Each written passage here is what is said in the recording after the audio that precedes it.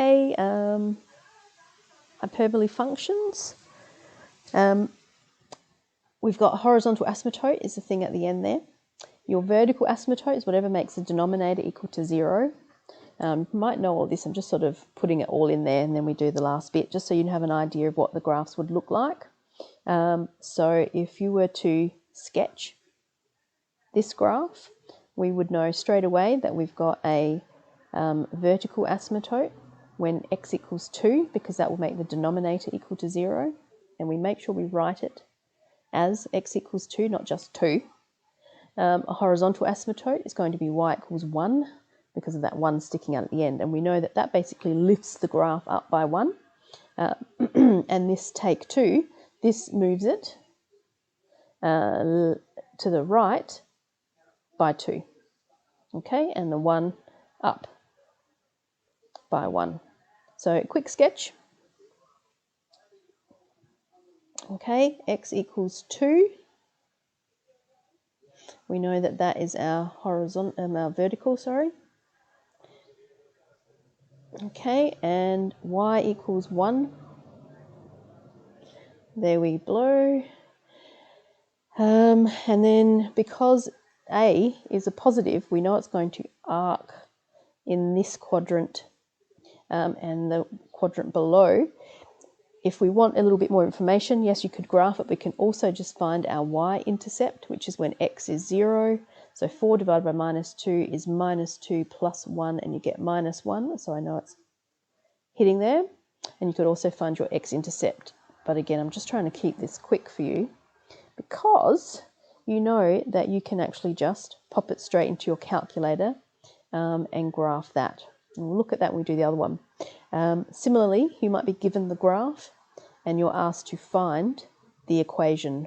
So we can see here that our horizontal asymptote is y equals 0, and your vertical asymptote is also y equals 0. So we've got a over x, but this point 1 minus 2, it is passing through 1 minus 2. That's my x, that's my y.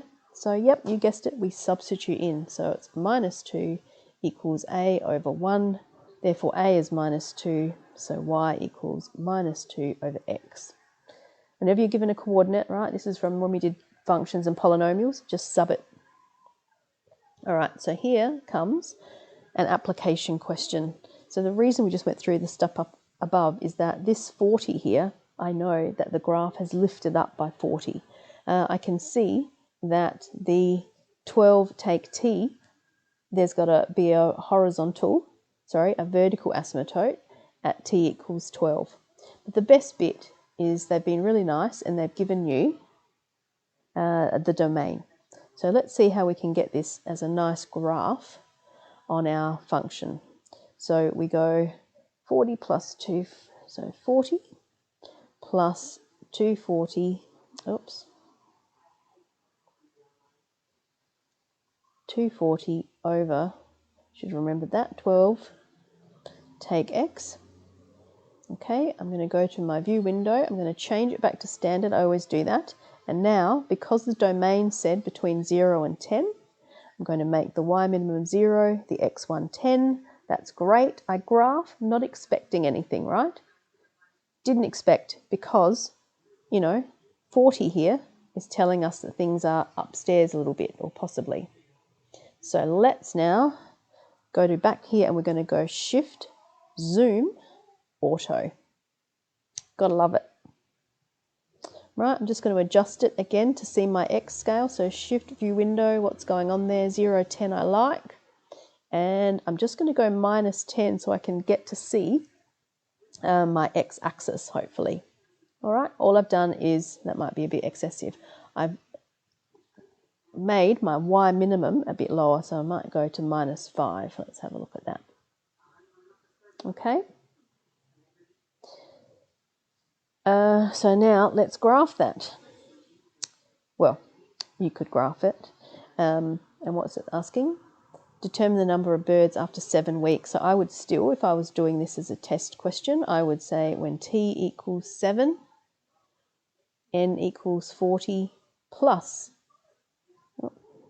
pen's dying, 240 over 12 take 7, just in case, right, what I'd put into my calculator I'd stuffed up, because it's really easy to type the wrong thing in sometimes.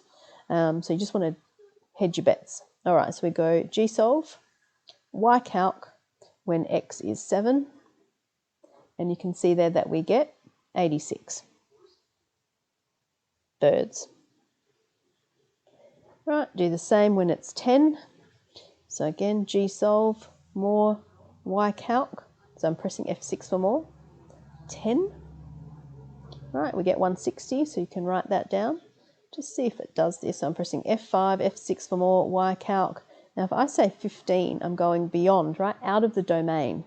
Doesn't mean it doesn't exist. It's because if you look at your domain, right, you went up to 10. So if I'm asking for it to be more than that, I have to go back and adjust my calculator. How long did it take for the number of birds to reach 100? So once again, we're going to draw GSolve, more. Instead of YCalc now, we're going to go XCalc and pop in 100. Okay, and it takes, what does that say? 8.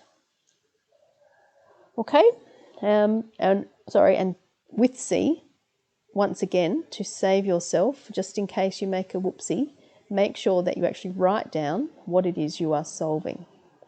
And you don't have to solve it algebraically if you don't want to, right? Have that one line and then you can just go T equals. Hopefully that was what you wanted.